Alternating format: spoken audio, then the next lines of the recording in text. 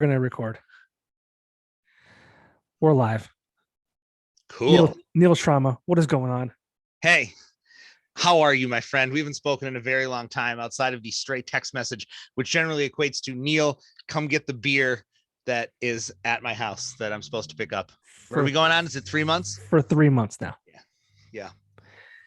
Neil. Well, it's not often that I'm near the Popko estate. All right. I'm pretty much stay strictly in Lackawanna County, especially this time of year. I don't stray. What I should do is I should give it to Hoover.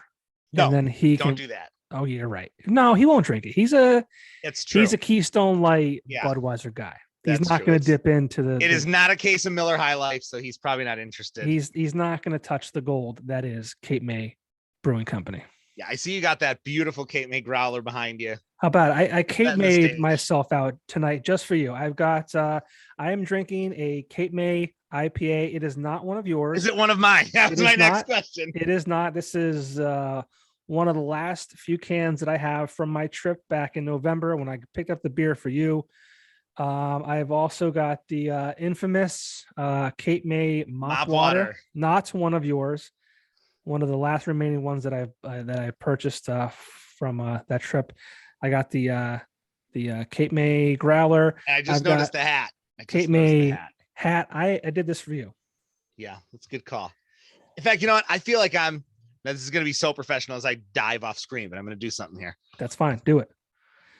So while Neil is doing whatever he's doing, Neil Trama is the midday DJ on NEPA's classic rock station, Rock 107, one of the heritage stations in old school. Okay, you just ruined school. You just ruined company hat. You just ruined my entire setup for you. Go for it. Go back and tell them who I am. You're the midday guy, midday DJ, Rock 107, NEPA's heritage classic rock station. Yeah. One of the only classic rock stations in the market. And I'm pretty sure it's the only classic rock station if you really want to get technical based on what is and isn't classic rock. And we could do a whole show on what is and isn't classic rock probably, but yeah, we won't do that though. No one wants to hear about that. But Neil, I mean, you are typically, one of the top DJs in your day part. So it's true. It blows my mind. In radio, really does. Radio land, there's day parts. There's the morning drive, there's the midday, there's the afternoon. And Rock 107 has a great long-standing crew. Prospector in the morning, locking it down in your drive to work. You got you middays, lunchtime, and then you have Hoover in the afternoons taking you home. Yeah. And you guys have been there for a long time. I mean, we're going on, I think it's the 42nd anniversary just happened within the last couple of weeks, because this is usually birthday bash season, as you know very well. This is another year where we're not doing a birthday bash because they're still, a little skittish about putting together an event like that with the pandemic ongoing. But there's definitely hope it's going to be back in the next year or two. But this is usually the season we celebrate our birthday because, it's February 20th. February 20th was the official launch of the station. And a great tradition of morning shows at Rock 107. Of course, Daniels and Webster for so many years, and Prospector, after a few little switches and tweaking with it here and there, took the helm of that show and he's ran with it. And, I'm just happy to be, when I started middays, they told me, Neil, we're in a jam. We need you to fill in for the day. And they haven't got rid of me since. I'm still waiting for the day somebody says, hey, we finally hired that guy that we were going to hire. Going on like 8 years now that I've been doing it. But, so you're working for free. Oh, well, yeah, basically more so than anything. Not you're just filling a slot, right? Yeah. For 8 years now, right? Yeah. No, but I mean, you and I, and it's no secret, you and I worked together. I think I was at Time Shamrock with the radio stations and the outdoor properties and all that kind of fun stuff for a collective 7 or 8 years. I left the stations, bittersweet moment, about a year ago, a little over a year ago now. Mm-hmm. But, you and I would see you in passing. You'd walk in, you do your, and I do my thing and I leave. And I may not even have been there. I may have been out selling, making the station some money, doing my job. So you were midday doing your job. So we would very randomly cross paths. but I got to know you a little bit because you started a show on ESPN radio Saturday mornings at 9 a.m. called The Beer Breakfast with Neil Trama. Yeah, it's a pet project, a passion project, if you will, of me. And I do have to tip my hat to our GM, who you, of course, know and work alongside for many years, Terry Dietz. It was really his brainchild. Terry's the one who said, I want to start a localized block of programming on ESPN radio. And I think, if we want to target guys, a show focused on beer would be perfect. And he looked around the halls and said, who's the biggest drunk here? And the decision probably came down to me and you, but you already had a show. So they said, well, Neil, why don't you come on in and try to do this thing? And I've done it. And somehow we've survived pandemics and bans on having guests. And, many shows happened in this room that I'm in right now, which is, the laundry room of my house, basically, with this little handheld, rinky dink microphone that I got in a panic when the pandemic started from Amazon. And, it was just me going out and buying beer and drinking it on the air. But, we try to have some great guests, and we're finally getting back into it with getting to go to breweries and bring brewers in. So it's a great show. I love it. And, I hope if people stumble upon us, they would enjoy it too. Yeah. So it's 9 a.m. ESPN radio. What are the frequencies for that? Oh gosh, I never remember. And I feel like they change for the longest time. 6:30 a.m. in the Scranton area, 12:40 a.m. in Wilkes-Barre is the big ones if you're on the AM dial. 96.1? Yes. On FM? Yes. See, and the big thing I really push because we also podcast it too. But I was going to get to that. You could also find it on the podcast section on Rock 107. Right. But I had the privilege, the distinct honor of being a guest on your beer breakfast show many times. And we always joked I never allowed you on the show when I had a show on 92.1. That show got canceled. I quit. So I said, I have to get him on my podcast because I've been doing this for a little bit over a year, and we've tried many times, Neil. We've tried. And in fairness, this time, many of the cancellations were my fault and not yours. I think if we were to figure it out, I would say about 75% of the times the show didn't get recorded, it was my fault, if not more. It's okay. I mean, there was good reason. I think you had a flood at one point. There was a time my house was almost on fire. I have had a child in the meantime. I've got another one here who you probably heard screaming a few minutes ago. I said off air to John that the over under on number of run-ins by a toddler on the show is like 3.5. So we'll see how this goes. I am sitting in the direct line between the kitchen and the potty, so anything could happen here at this point. Yeah, that could be a wild ride. You have two little girls. Yeah, 2.5-year-old and a 5-month-old. What's it like being a girl dad? I love being a girl dad. I mean, is the secret out? Is anything embargoed here to talk about? We made the official Facebook announcement. Okay, that's what I thought. But yeah, so I could say now publicly, congratulations, my friend. Welcome to the 2-child club. It's somehow the children double, but the work quadruples. I believe it. Yeah. It's pretty wild. And in fact, I'm going to owe my wife something because I can hear what's going on in the other room right now. And it's not a fun night here at the Trama house. We once again picked the perfect night to do this. Well, I just figured Popko will not be my friend if I cancel at the last minute again. So I'm like, you're on your own with this one. I'm like, if he cancels again, I'm done. We're not going to reschedule. Yeah, we're no longer friends. He's going to drink my beer. That's what I would do. Yes, I was going to drink your beer. Yeah, going to drink my K-May beer. Can't have that. But I love being a girl dad. It is a lot of fun. You're in trouble. First of all, she's already mastered the daddy, please. Where do they learn this stuff? It's like genetics. Like it is. It's something that they put in the diapers. I don't know. It's in the womb. But hey, I do have beer here. I mean, I wouldn't be living up to my reputation, so I should crack this, right? Yeah, I mean, I saw you take a sip, so there's no ceremonial cracking of the beer here like we do on my show. It's just dive in. No, this isn't a beer show, so I didn't. I loaded up with a 6-pack of Victory Hop Devil for the occasion. And I told you should have got the Dirt Wolf. That would have put you to bed. Yeah, well, we don't need that. Bedtime. We don't need that here. You'd be in the kid's bed. Yeah. But all right, let's get this going here. Very professional. I'm gonna juggle a microphone, keys. Pop it. Yeah, I was just thinking they don't make a lot of beer in bottles anymore. They don't, but I love a bottle. Yeah, it's team bottle. I 100% understand all the reasons why it should be in a can. Obviously. Why don't you tell us, Neil? I mean, I think I know, but you're the beer guy. Let's I mean, light is really, really bad for beer. You got to think of beer like a vampire. Yes. It does not want sunlight.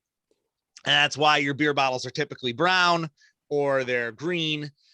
It's to keep the light out, which preserves the flavor. It's why a beer like Corona kind of has that quote unquote skunk taste, because the sun goes through the clear bottles, and it definitely changes the flavor of the beer. So a can is better for that. It's just better overall for sealing it off, and it'll last a much longer time sealed in the metal of the can. So that's why a lot of your craft beers, like the old school beer drinkers, will see you with these big cans and think like, what is this? Is this like, this is a 40, or is this like some kind of junk beer? But it's not. It's super high quality beer, because that's honestly the best way to preserve it. But there is something to me at a beer in a bottle. I love the way the bottle feels in your hand. It's just the beer bottle experience to me. I don't like drinking it out of a can. Yeah, I mean, I'm not going to drink a can of beer, or out of the can rather, unless it's a Miller Lite. I'm talking like I'm out camping with the guys in the woods. I'm drinking. Yeah, if it's like Natty Light and I'm at a tailgate party, I mean, whatever. But yeah, I mean, they've been, even those who have bottled beer, they've gotten so advanced where they're actually creating a higher packaging of the cardboard carrier. Yes. So that way it minimizes the amount of light. Just to try to keep a little more of the light out. Yeah. So if anyone who's listening or watching and you think that a beer will skunk if it goes from cold to warm, that is false. That is not true.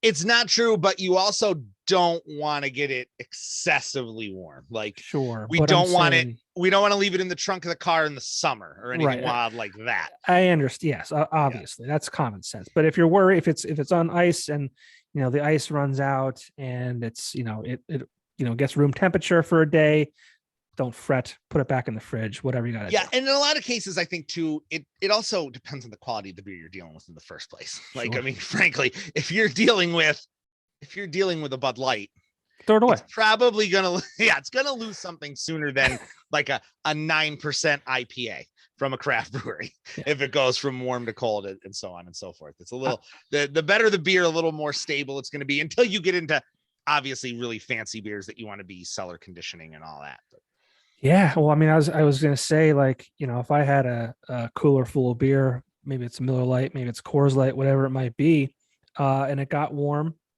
I may be in the past prone to, throw it away. No, you don't want to do that. I'm saying it's cheap enough, but now with everything going on in the world, I hear that beer prices may be going up. Well, the prices of everything are going up. I mean, let's buddy, the past I don't know if it's 2 or 3 days, but it's at least 3, maybe 2. Gas has gone up 20 cents. Yeah. I got sent a picture today. Somebody, it was outside a gas station, saw it at $4.08 right off 81. That's scary. Yeah. That's scary. I mean, the grocery store, I know I added humans to my household and we do feed them, but my grocery bills, it's like insane. I went in the store last weekend. I said, I'll grab something for dinner tonight, couple of snacks for later. And, the bill ends up being like $60 some.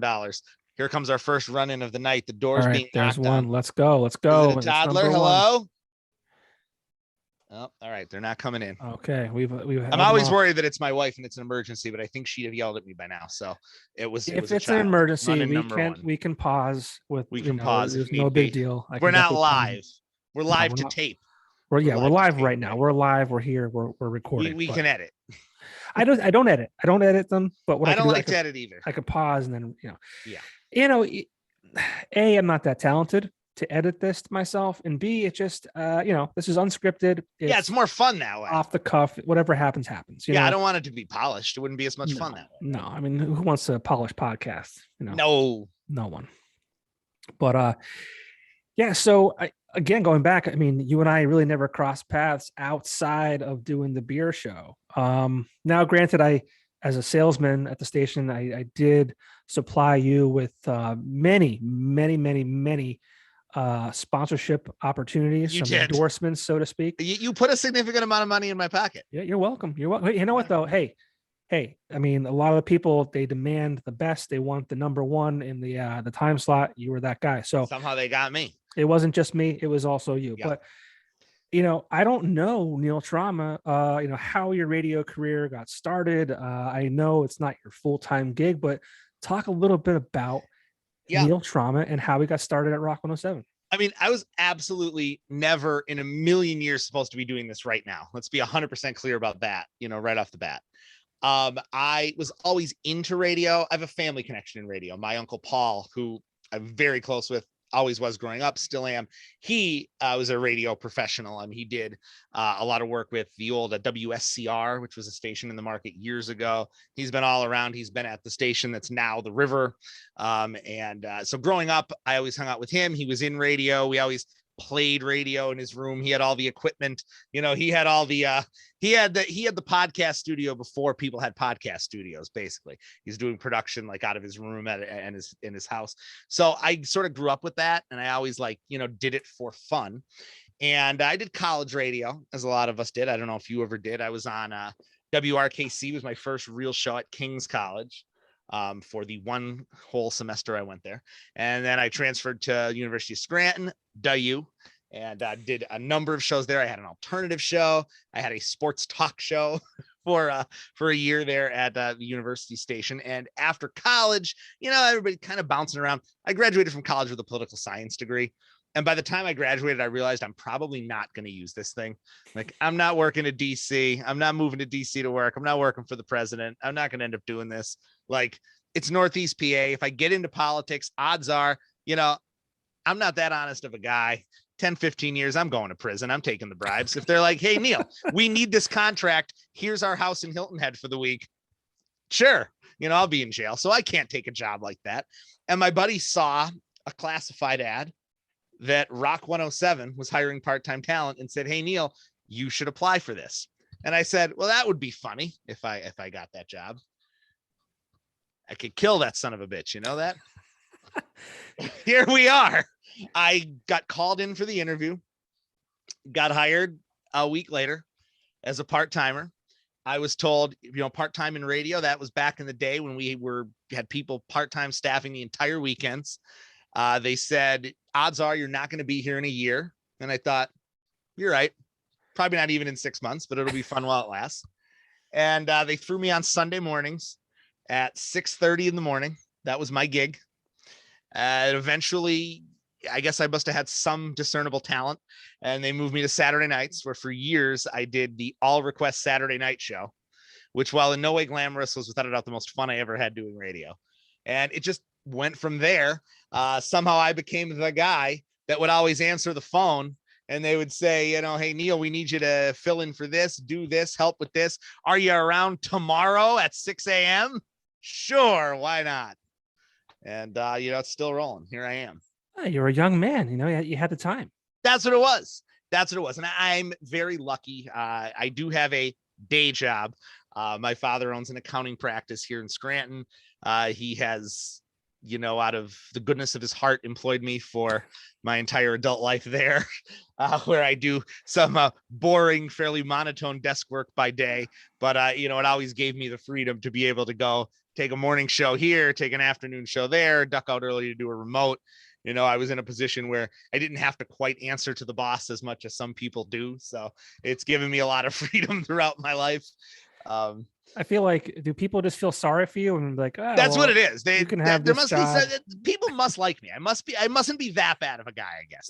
The people are like, we'll just keep this Neil guy around. Yeah. He doesn't cause any problems. He does his job and goes home. Just let him go. Yeah. But I mean, when you started in radio was probably much different then than it is now. Dude, we when I started, I mean, like I said, we had live talent on all day, every day. And I mean, it's certainly not peeling back the curtain to say here that I think anybody who listens to the station knows that we're obviously not live 24/7. I mean, there's nobody on overnight at any point, even during the week. I think that just by listening. And that's through any station, all stations. Yeah, in the market. It's true with almost all radio, satellite radio, all of it. Technology's given us the ability to record things in advance and, play them as we need to, and we all do it. It's given us the ability to schedule things ahead of time as need be. And unfortunately, when you get into the world of, needing to make money as a company, as corporately, you do have to cut things back. And unfortunately, one of the things in radio that's really been cut back is a lot of the talent, the air talent. And I get it. I can understand it from the perspective of the owners, but it is sort of sad to know that when I started, there was an air staff of, say, at least 10 to 12 people.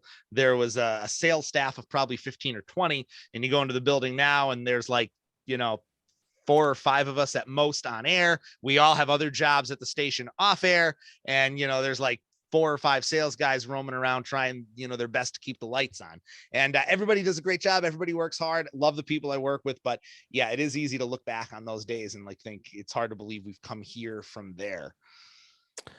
The question I have for you, and maybe the most important question of the evening, is how were you able to continue moving forward when I decided to leave? What was that? I said, are you serious? You didn't hear that? No. You son of a bitch. The phone's going to go off. I'm such a professional. You son of a bitch. I was taking a sip of my beer. Go for it again. God, I said the most important question that I may ask you this evening about your time in radio is, how did you find the courage to continue on when I decided to leave the stations? I heard the second part of that question. I didn't hear the first part before. You son of a bitch. But I found the courage to go on. It was hard. I was very disappointed to lose out on my, always reliable fill-in guest for my podcast. I will tell you that was difficult. We'll see. We'll see how my endorsements go for the next couple of years. If they fall off the map completely, I'm going to need to bring you back in to get me signed up for this stuff. Part of me hopes they do. And for no other reason outside the fact that I want you to be like, man, that guy served a purpose. Yeah. Well, you did, you did it right. It's tough. I mean, you could say it's not an easy job. No, I mean, doing what you did. I couldn't do it. It's funny people say that, and it's all sales for the most part is really a relationship built. I mean, I think it's probably 80% of it.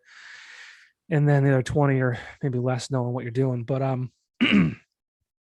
mean, you're selling air. You're selling something that people can't see and touch and feel like. In a lot of ways, you're selling potential. And I've been in on some of this because I try hard to like sell my show, especially the beer breakfast. We like to get sponsors in on that. So I've been in on some of those meetings. And I mean, that's what it is. Like, you can't go out and tell somebody, like, if you buy this ad, it's not like you're selling them a car where you can guarantee they get a car at the end of the day. I'm going to sell you this ad. And I mean, I hope that 15% more people walk through the door on Saturday afternoon and buy your beer than they did before, but I can't guarantee it. I'm going to tell you, I'm going to keep doing my show and I can do a good job as I do your commercial. But I mean, it's all about, you've got to be selling a good product to those people when they come in the door. You've got to make them want to come back. You have to make them want to tell your friends. A commercial can't magically do that. No matter how hard we try to tell them that it will. I mean, I can guarantee that at least more people will hear it than if it only airs in your kitchen and not on our radio airwaves. But beyond that, it's a two-way street. Yeah, that was one of the big things. It's like, our job is to get the people there, but you need to do the job after that. Yeah. Capturing them and selling them something there, or making sure that they come back in the future and all that kind of stuff. But yeah, it's definitely a vehicle of a way to get people the word out there. But there's a lot of things that have to be done in the same time. And there's so many different things that back in the day you could advertise in radio, the newspaper, and billboards, and you had a budget that you could be everywhere all at once. And now it's people are picking and choosing. And then because back in the day there was only so many things for someone's eyes and ears to be on. 4 things back in the day. Yeah, you had there were only so many TV channels. There weren't 1,000 channels on television, to say nothing of YouTube and streaming services and all that, and the internet. I mean, how many websites are there? I mean, I don't even know how as a website you could even try to target sales. Like, I get that you have, obviously, if it's a subject that, if they go along with the subject, but you know what I'm saying? There's just so many websites. It's like, it's so hard. It's crazy. I can't even imagine. Yeah. So, I mean, I don't envy, the radio where it is today. I mean, the thing about radio is, and it will always be free. It will always be, we talked about live, but like live, local, like especially to the area that you live in. And there's something to be said about that. And one of the coolest things is you know, and, you all do such a great job. Prospector, I had the pleasure of like, being able to have coffee with him in the morning, and, he uh, is this kind of crazy zany guy, but like people love him. And I've seen you out at remotes, and Hoover is the most dedicated worker that I've ever met in my entire life. I believe strongly that if he was to ever leave those stations, that would be a very difficult day for Time Shamrock. But you guys are there. You guys are in it. You love it. You're passionate about it, and the listeners love you guys. It is, and there's a companionship there in a lot of ways, and that is what's cool about being local in one way, because Hoover literally is the guy down the street. He's Luzerne County born and bred. He literally does hang out at the VFW.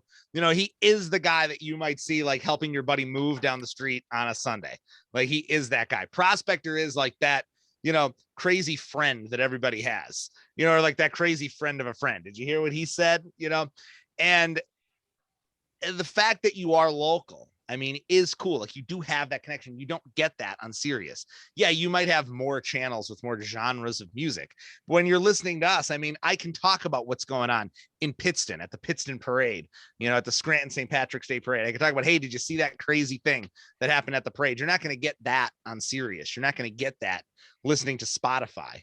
You're not going to get that local connection to what's going on. I could talk about, what the beer specials are at this bar this weekend. I could talk about the new pizza that they've got here, and talk about getting your pogosh and your church picnics during the summertime, and, all that stuff. You don't get that. You don't get that anywhere else. Yeah. No, I love my time in radio. I definitely miss being a part of that, for sure. Yeah. And I think people who appreciate radio get that too. That's why they love it. But yeah, you're definitely competing with a lot of different, platforms.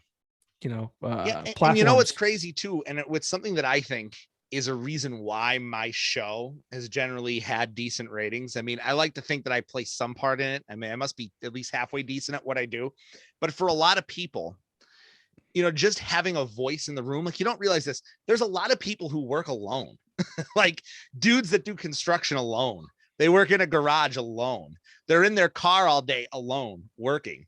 And, you could throw your iPod on, or whatever you throw on now on your phone, your Spotify, you throw something on and listen to music, which is cool. But when you're listening to local radio, you like feel like, I think there's a lot of people that I'm the guy they work with. Some people work in an office, they go to the water cooler, they go to the coffee pot, and they talk to somebody about the Yankees game last night. Well, for other people that are alone 8 hours a day working, that's me.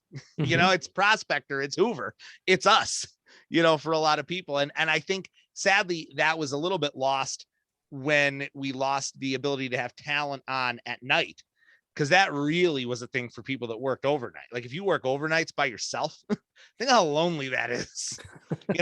But for a lot of people, that's what we are. We're their coworkers. Yeah. People that work boring jobs.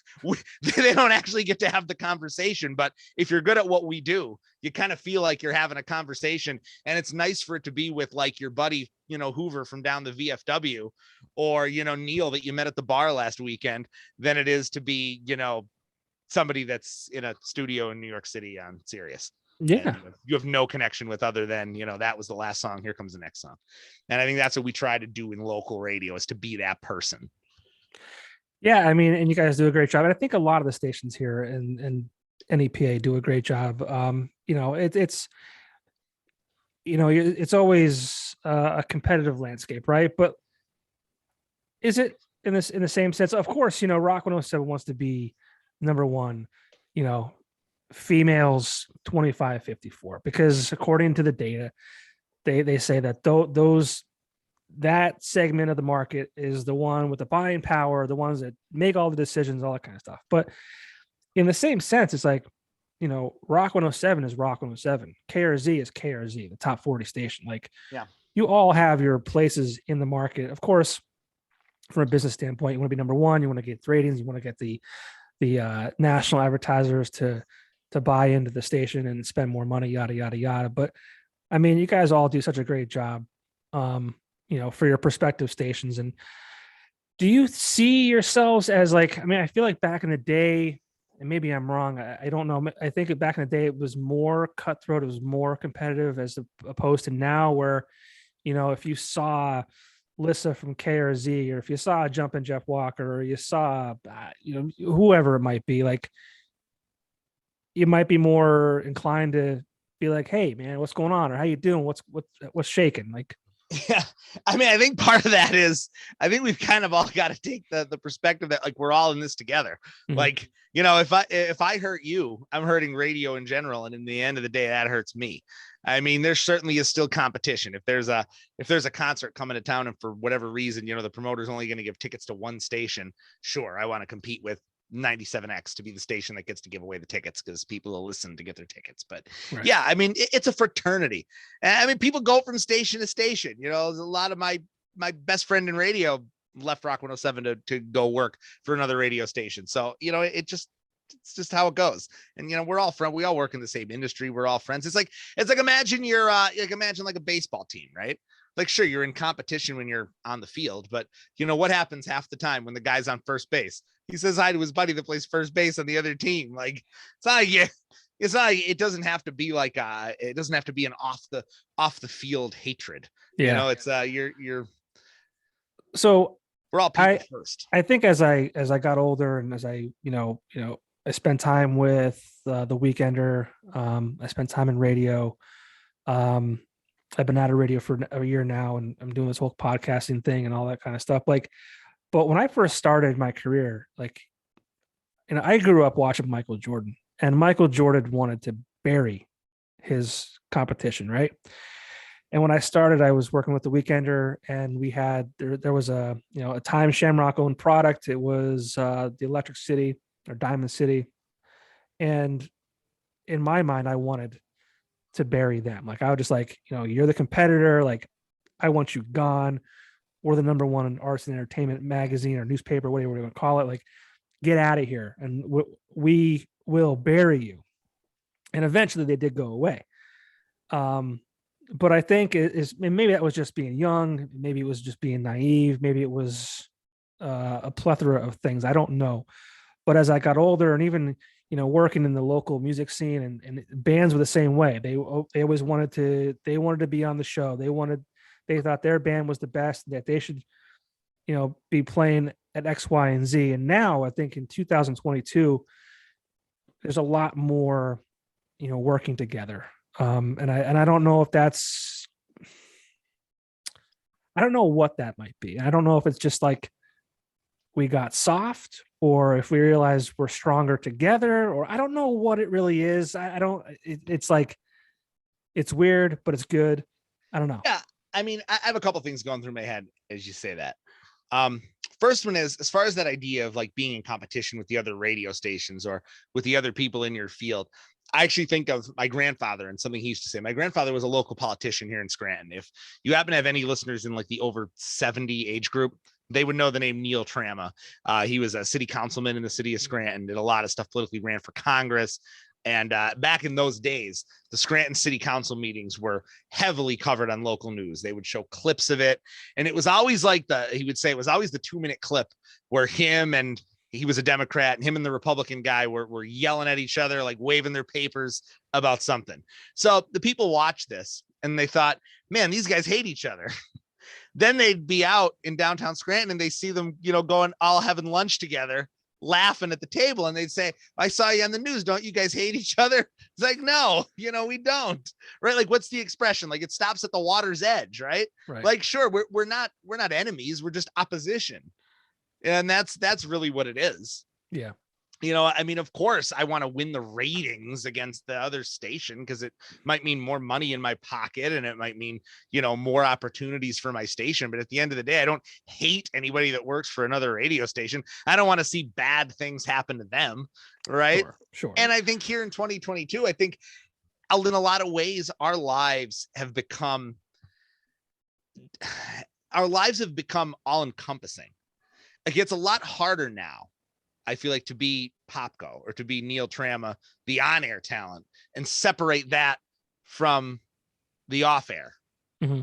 Right? Like, do you think of that, like, in a lot of ways, that Yeah, makes sense to you? Like, absolutely. it would be really easy, to just like have an on-air character that hates that other guy from that other radio station. But, like I said about my grandfather, then when the microphone's off, you're, out having a sandwich together. Where, like, now, because of Twitter and everybody is constantly, you're TikToking, your social media, like, Right. becomes a 24/7 thing. You're no longer a character. You're no longer a personality on a show. You're just you. And, everything you do is somehow all encompassing. So, if you're going to be friends with a guy that works for another station, you're just going to be friends with that guy. That's how it is. Well, it's funny to say that too, because a lot of the DJs, I think, and if I'm wrong, please correct me, but I don't want to give this away if people don't know this already, but like, the DJ names aren't people's real names, but they either created those as a character or because they didn't want, listeners to come find them. Yeah. Because back in the day, it was kind of like you guys were elusive. Like, there was no social media. There was no access to people outside of listening to them on the air, Yeah. And, that's something that I do feel strongly about. I wish I had a little more separation, in that way. I mean, but I am Neil Trama on my birth certificate, and I'm Neil Trama on Rock 107. So that just is how it is. But yeah, I get what you're saying. And sometimes it would be nice to have a little bit of separation. But I remember when I started the show on 92.1, the PD at the time, he's like, all right, you got to come up with a name. And I'm like, and when I started, I was like 36 maybe, or 35 years old, 35. And I was like, what am I going to call myself? Like Striker? Like what did, like, I am who I am. Froggy back in the day, it was like Doc Hopper, and I am who I am. Like, I'm just like, I'm this guy. Like, I'm like this. I would not be able to comfortably say like I'm the lightning bolt or whatever. It's weird, right? So I was happy that I was able to be called Popko, but also it was in a time where no one was trying to find me. Yeah. Popko very much works for you. You are very much a Popko. I hope so. It's my last. Well, that's and then I remember the guy said, he's like, well, what do people call you in high school? And I'm like, Popko. Like, there was 3 Johns growing up, and like, so from like junior high on, none of us were called John. We were called by our last names because that was easier to, differentiate each other. But it's just funny how radio is really, and it's been able to continue on. But I mean, I don't know how far back you go as far as the stories, like radio and the things you guys did back in the day, like, is stuff that you could never do now. Yeah, I feel like I hit it at the tail end of the really cool period, and I maybe got to experience like a year or two of it before like things started to turn more into where we are today. Yeah. If that makes sense. Like, I know all the stories, but I unfortunately didn't experience most of them. But yeah, I mean, I've heard it all. Like, I mean, from listeners sending food when you were working like weekend overnights. Like, I've heard so many people would just send you food. Like, they'd call a pizza place and say, hey, send pizza to the guy working at Rock 107. That would happen. Girls showing up after the show. That would very much happen. Never happened to me, but it would happen. Yeah. Rock yeah. stars. You kind of were. And that's part of the reason I look back with such nostalgia on that Saturday night show. Like, at the time, like, there was a part of me that hated it because I was like 25, and now my Saturday nights, like, I had to work, which sucked, but they were hilarious. Like, 75% of the callers were drunk. So of course, like, all the calls were ridiculous, deciding what you were going to put on the air and not. Just having the freedom to do that because, hey, peel back the curtain a little more for you guys. There is a guy that kind of dictates what we play and don't play on the station, and just so you know, it's not 100% my decision what songs play and when. They do research now. There's surveys. Yeah, believe it or not, the listeners are actually the ones who dictate what this There is. They are. There is very much a silent majority. They don't know that, but they are. Yeah. I mean, if you are one of the people out there that thinks God, I hate that Rock 107 plays those same songs over and over again. I want to hear this deep track and that deep track and this entire album by this band that nobody's ever heard of. Believe me when I tell you, you are in the minority. No matter what your friends at work or the bar say, you are in the minority on that. People, by all the research we do, they want to hear the same damn songs over and over again. So that is not entirely my fault or Prospector's fault or anybody's fault. But your own. So you think about that. But but I don't even know what I don't even know what I was saying before that. But no, the ability to have the freedom to do like the all request show was just really cool about it. And you know what I would give to just go back to do one of those shows again, just like one time. I'll tell you, it would be so much fun. Yeah, times are changing. I just saw Fishboy and KRZ did like their last Saturday night's dance party at the Woodlands. Think about that. Think about the heritage of that. I think that's been 25 years. I think it's been. Yeah. You know, Friday night dance party. Was it Friday or Saturday? Saturday night. Sorry, right? I think it's Saturday. Saturday night oldies. I thought it was Saturday. I could be wrong. But you know, it really is. It is something else. And what was really cool, actually, and you were still at the station for this. I loved this, and I think everyone else hated it because they're all a little more jaded than me. How responsible were you for those remotes we did at Split Rock? Remember those? Well, I wasn't. I had no involvement. You had nothing to do with that. I think that was. Well, I'm going to tell you, our buddy Mihal. Those were the most fun I had doing a live event for the station in years, because they basically hired us to DJ at the bar for the night. I don't know if you even know that. Kind of. Like I brought my like DJ equipment, and my instructions were, you're Neil from Rock 107. Play whatever you want for us for the next 2 hours.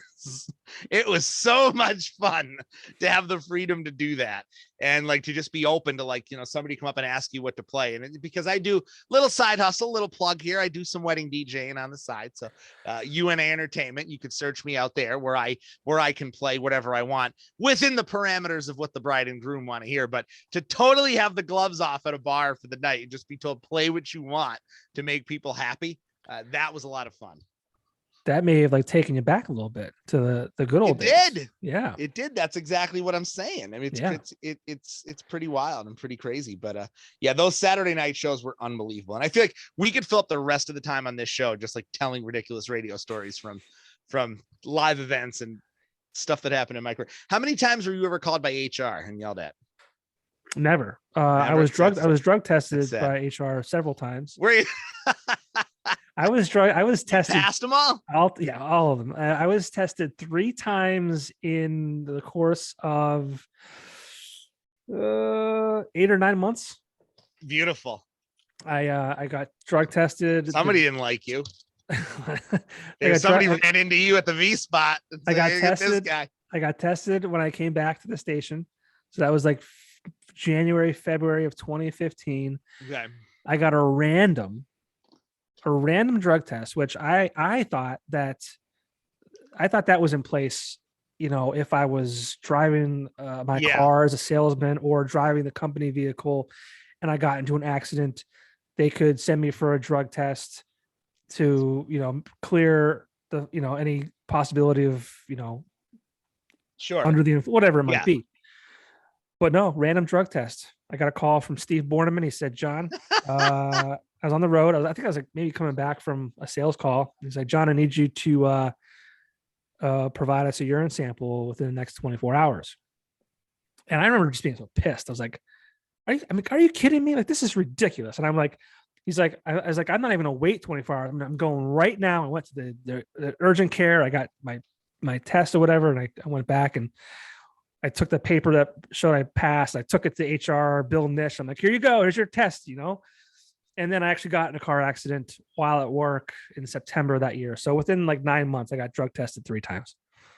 It was a parade day once, back in the day. I don't even think they do this anymore.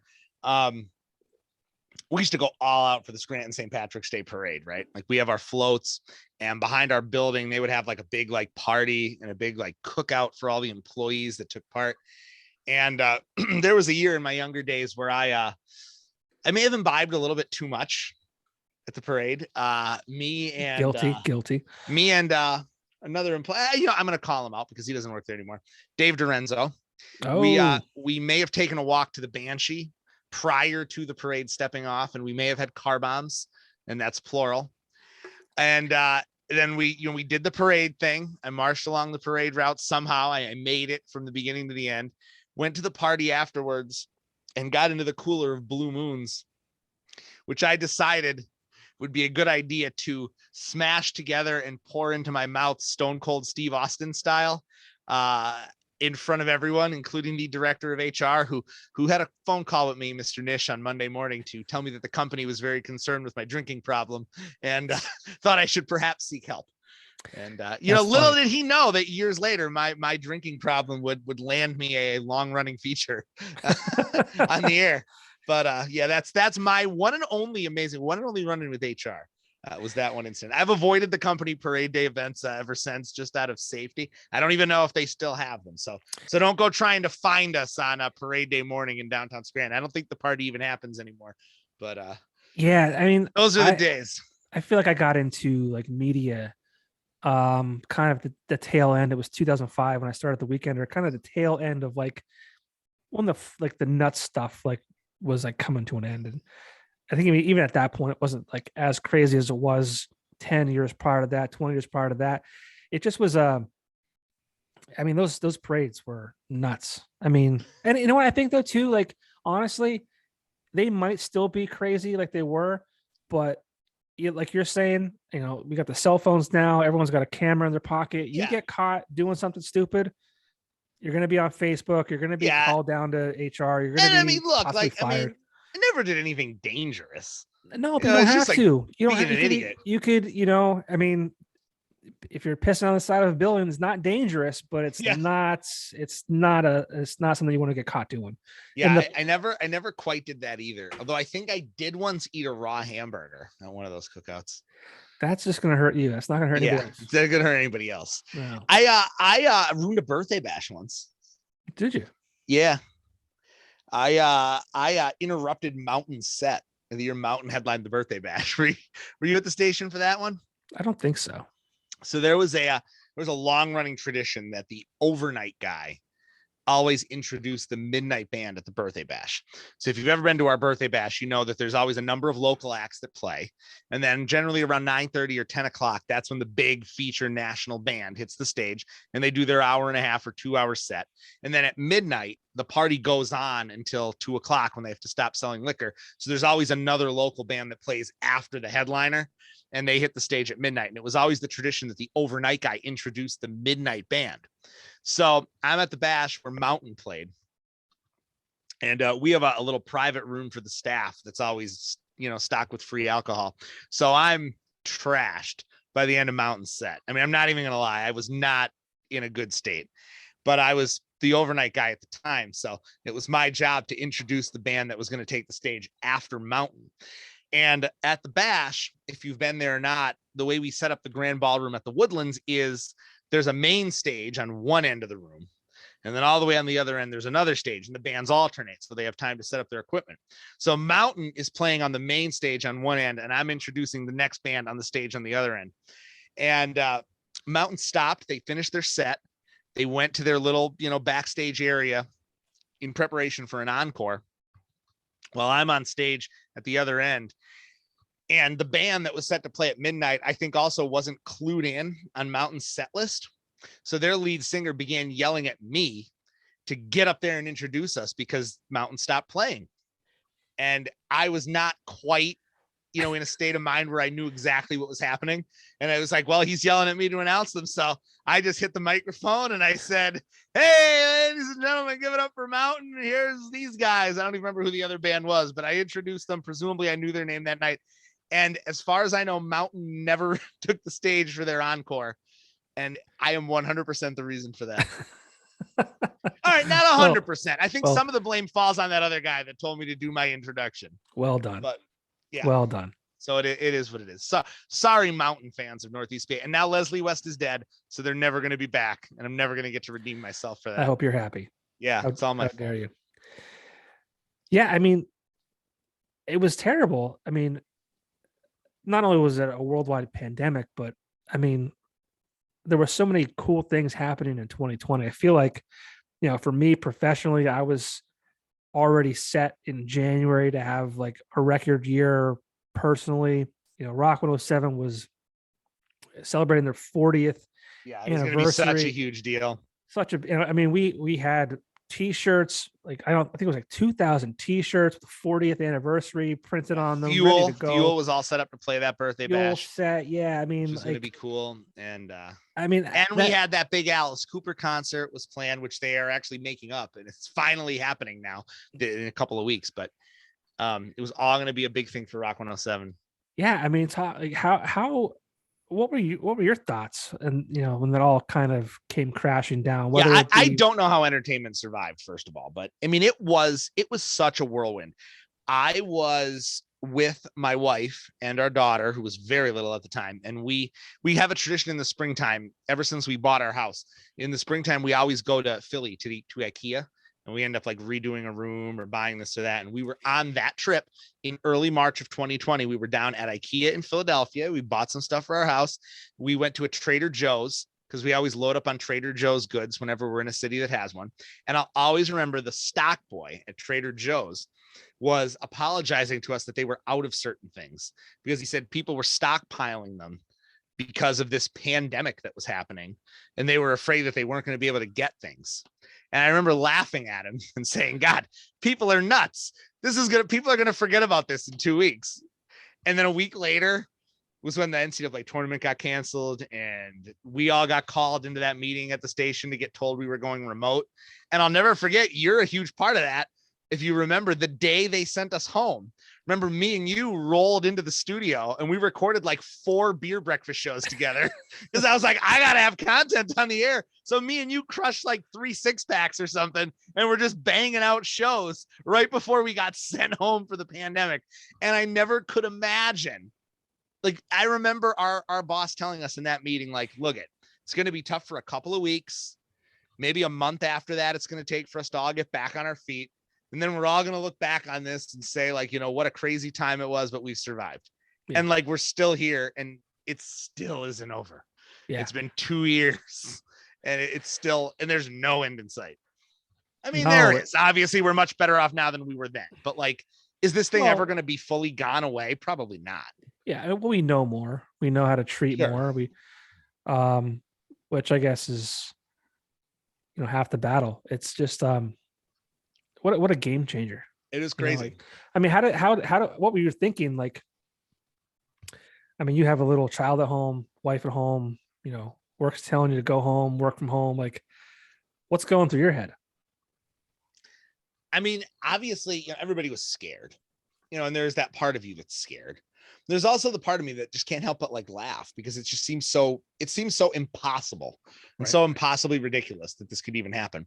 And then like the news, it just made it worse, because you have the people that were overreacting and the people that were underreacting. And there was no part of it that wasn't prime material as an entertainer. Right. I mean, from people stockpiling toilet paper so that you can't get toilet paper in the store, to like the crazy reactions of people in the government that just did ridiculous things on both sides of the aisle. Like, it's just so easy to make fun of everybody. And, there's always a part of me that wants to make a joke about something. So I always try to have like, I try to have that like, silver lining perspective, or like that sort of way to laugh at things. So I always look at the humor in it. And I mean, there was some humor there, but it was like, in hindsight, I don't know how we survived it, but at the time, I just feel like we were living week to week, and it was in a lot of ways like, I can't believe this is happening right now. Like, I don't know how we're going to get to next week. What's going to happen? I'm thinking like, yeah, in 2 weeks, this should be over. In a month, this should be over. In 6 months, this should be over. And then you hit that point where it's like, this isn't going to be over in a year. We're never going to get out of this. Yeah. It's like, we're all like, for every step forward, there were 3 steps back. And it was just wild. I'll tell you what. And you don't have to comment on this if you don't want to, but I feel, and I was so impressed with how the leadership at Times Shamrock handled the situation, because, well, I don't work there anymore, so I don't need to be like worried about what I say. but of course I don't want to burn bridges either. Don't get me in But trouble. no, that's what I'm saying. Like, I don't want you to comment, but for them to say, hey, like, employees work from home, and I think we worked from home for 2.5, 3 months, and it's not ideal. I mean, they have a business to run, they have Yeah. sales to make, they have, I mean, like, that year we were at our March budget. I think the 5th day of March, we were ready. We were like, that year, not, it was like, for the station as a whole, or the stations, that was going to be a record year. And at budget March 5th or whatever it was, and then come March 13th or whatever date it was, it's completely backwards. But I was just impressed because, I mean, we worked for a company that, if there's a foot or a foot and a half of snow outside, it's like you're expected to be at work. Yeah. And the end of the day, I'll say it out loud. But they kind of, they were there. They said, hey, like, our employee safety is our number one priority. Work from home. And I don't know how it was for you, but like, I was thankful for two reasons. I was scared. I didn't know what was going on, but I also had a young child at home. Yeah. I didn't know how it was going to affect, him. I was genuinely and thoroughly impressed with how the company and the leadership there handled the pandemic. A lot of the sales reps, at least in radio, work on 100% commission, and if there are no sales, you make no money, and your income is based on sales. And at the time, everyone was like, cancel my ad, cancel my ad, cancel my ad. They made sure that they took care of their salespeople. Sure. They didn't lay off any unneeded people throughout the building, throughout the entire company. Like, I was just very impressed with how they handled it. Yeah. And I will say this about the company for sure. I don't know if there was a decision they made during the pandemic that at the time I didn't question in some way. But looking back on it, they literally did everything right. Yeah. I think, like, from a safety perspective, from when they sent us home to when they brought us back, to what the procedures were when we were brought back, and how we did things. I'll say that. And I will say another thing, like you said about people canceling their ads. And, I mean, when you're running a business and like your income goes down to almost nothing, of course, advertising is going to be the first thing you cut when you have to make sure to keep the lights on and, keep product in stock. Of course they are. I don't blame them. And, despite losing all that income, like, I will say that I will always be thankful for the fact that I'm even still here. Cause I mean, like, let's be honest, if they needed to cut somebody, it could have very easily been me. And, I don't know if at some point somebody went to bat to say, like, let's keep him on the air. And especially, like, the world most certainly did not need a beer breakfast show during the pandemic. And the fact that they continued to pay me every week to sit in my house and drink a 6-pack of beer and talk about it on the radio, I will never, forget that. The fact, I'm very thankful that happened, and it really it helped my family, and it helped keep us going. And I know we had some discussions, amongst ourselves about your situation with sales, which I know was really tough on you, but the fact that they kept everybody around and they kept it going, and we were working for them, and we were certainly helping the company, keep it going too. But they did take care of us, and Time Shamrock definitely did a great job.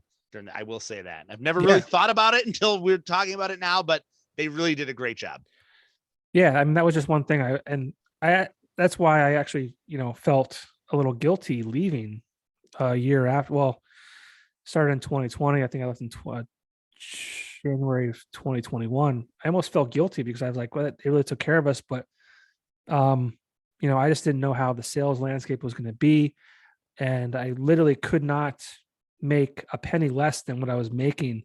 Yeah. And I was just like, I got an opportunity and I had to take it. And I'm glad I did. There's a lot of great things that happened, with my current job that, were good. But yeah, I don't know if I ever, like, I did email, what's his name? I forget their names, but what's his name? Yeah. But I did email leadership, and I remember saying, like, thank you for doing what you did. I know it could not have been an easy situation for you guys to be in. But I just wanted to to say. It was Don. Don what? What the hell is his last name? Don. Don't put me on the spot like that. Don and well, Jim Lewandowski, I think he's still there. And Don, what's his name? Damn it. Farley? Don Farley. Thank you. Farley? Yeah. But yeah. Thank God I got that right. I hope I did. I don't think Don's listening though, to be honest, but if you are Don, thanks. I hope that's your name. Don's not there anymore, so it doesn't matter. But I still don't want to be mean to be rude to the guy, get his name wrong. I promise you, I will bet you every dollar in my bank account. Sure, I'm right. Not going to listen to this. Yeah, come on, maybe we'll send it to him. Hey, I know we're close to hitting our time queue. Yeah. So I know that we'll wrap it up. We get to do this again. I hope we get to drink more beers. Maybe we should do like a pseudo beer breakfast Popko project sometime where like we actually like sample the beers instead of just like getting mildly buzzed while we record. Yeah, what are you drinking, by the way? Did you tell us? I'm having the mop water. You're onto the mop water now. And what's disappointing is like this takes me back to November. Yeah. And the cooler weather and just well, I'm sure there's a few cold days ahead of us here. I'm not in the mood right now for this. Yeah. Want it to be over is the thing. It's like the COVID of beers right now. Like I want it to be over. Yeah. But is that in the garage for me? Did I have to get mop water? I don't remember. I think there was two 6s of IPA mop water. I don't remember. I was pretty drunk when you texted me and said, "Hey, I'm at Cape May. What do you want?" And I just like Venmo'd you cash and said, "Hey, bring me stuff home." And I have cash and I have your beer too. So yeah, you do. So what you probably should do if you're sick of looking at it is like every week, like send me a video of you cracking one of my beers open and drinking it, and then it'll be like I'll be running down there to get them. I won't do that. But hey, the beer breakfast, rock107.com. That's where all the archives are, including all the shows with our buddy Popko right here. And we've had a lot of fun on those shows. Those pre-COVID shows were actually really funny. I liked those shows. They were so funny. Like we just banged out like all these shows in a couple hours. There's one COVID show that was yeah. When I forgot that we were sampling and I just dumped it in the full glass. This dude took down 3 like heavy duty high octane IPAs in like 25 minutes. So that one, that's a good one to find. And in fact, I think the next time a guest cancels and I need a rerun, I'm putting that one on just so we could spotlight it one more time. But those are all in the archives at rock107.com. New shows every weekend. At least we try to do that. I've had like 3 shows this year canceled because of either weather when I was supposed to record or I had a guy end up in the hospital. It's kind of crazy. I had people with COVID. It's been crazy, but we try to bump these out every Saturday. And if we don't, I try to at least do some kind of a fun look back. At least it's good that I've been doing this long enough that I have an archive of shows to dive into for reruns for the radio show. But all the podcasts are there. ESPN Radio every Saturday morning at 9. If you are up and listen, and there are people that make that a big part of their Saturday morning, who I definitely appreciate. And drink some IPAs, drink local if you could. So many great beers out there to try. If you haven't yet, I can't believe how little we actually talked about beer on the show. There's always another show. If you haven't yet, reach out to Back Mountain Brew. Yes, they're on my list. Good. Yeah. I work with the owners there now. Great people. Beers are good. But and then also catch Neil middays on Rock 107. Yeah, that's important too. 10 a.m. to 3 p.m. Monday through Saturday.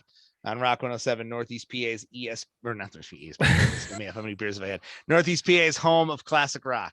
All right. You've probably said that. What? How many times have I said that and I screwed it up here? Edit that out. Get those editing skills. No, I told you. Get those editing skills to work. And hey, you also search me out too. I have a podcast called Chronology that right now we're on hiatus, but we're coming back very soon, where we are going to review. My partner Dave and I review every episode of WWE's Monday Night Raw that has ever aired. So far, we've made it to like May of 1993, which means we've done 3 months out of a 35 or so year run of shows. So we got a long way to go. Yeah. I wanted to check that out. Was it called? Chronology. It's like chronology, but we put raw. Right. Yeah. Right. Makes sense. Yeah. Yeah. So, well, Neil, someday we're going to get through all 30 years of these shows, but right now we've got through like a month and a half. Well, you're very busy. You have 2 children. Yeah, I did. Married. I had a child. He had some kind of crazy injury on a bike. I don't know. You had no children. Your wife had those children. That's true. My part was very minimal and it was over quickly. It's funny too. I mean, we've known each other for 7 years, but you've known my family for I don't know how long. That's true. Your cousin was the maid of honor in my wedding. That's Right? crazy. Yeah. Jen? Yeah, Jen.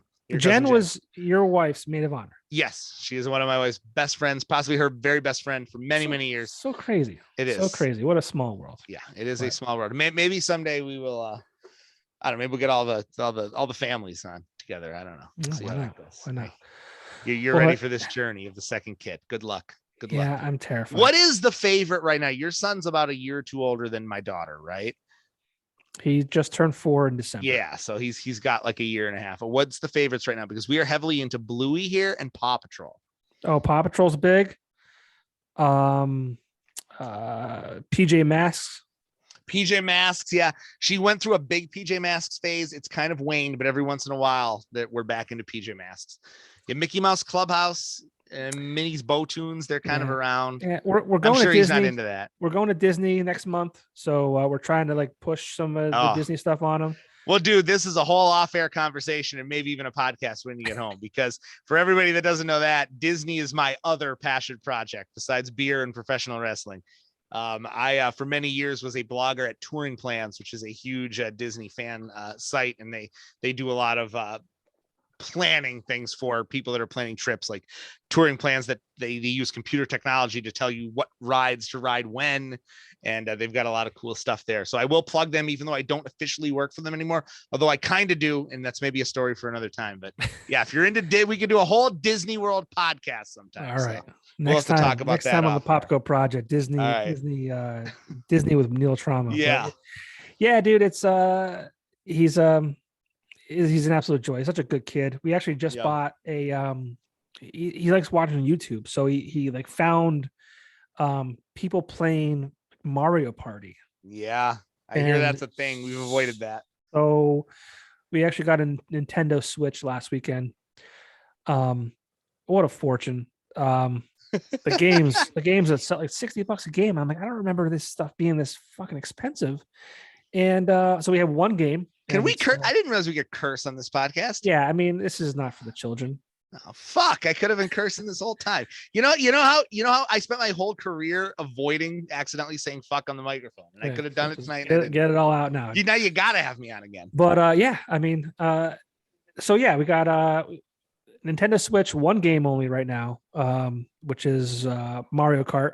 So we're having fun as a family playing Mario Kart at night.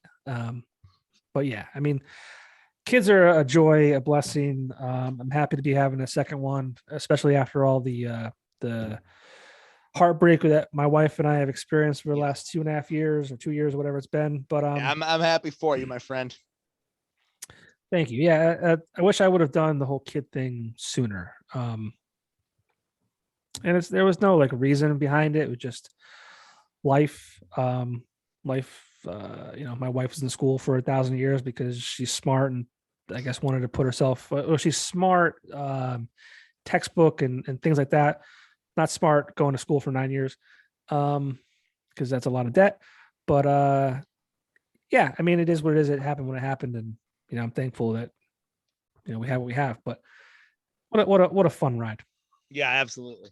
So. All right. Well, thanks for having me on, buddy. It's been a blast. Thank you so much. I appreciate it. I'm glad we finally did it. Finally. You know where to find me. Now, what am I going to make fun of you about? What am I going to bust you about now? I have your beer. So yeah, you do. I got to come get it this weekend. No doubt about it. Whenever you're ready, I'll even put it outside for you, or I'll meet you halfway somewhere. I don't care. All right. I want it out of my garage. I want it out of my hands. I don't want to feel the guilt that I feel anymore. Well, hey, let's end this like we always do my podcast. Let's do it. Goodbye. Here's to a long life and a merry one, a quick death and an easy one, a pretty girl and an honest one, a cold beer and another one. Cheers. Cheers, buddy. Thank you. Thank you. I'll see you soon.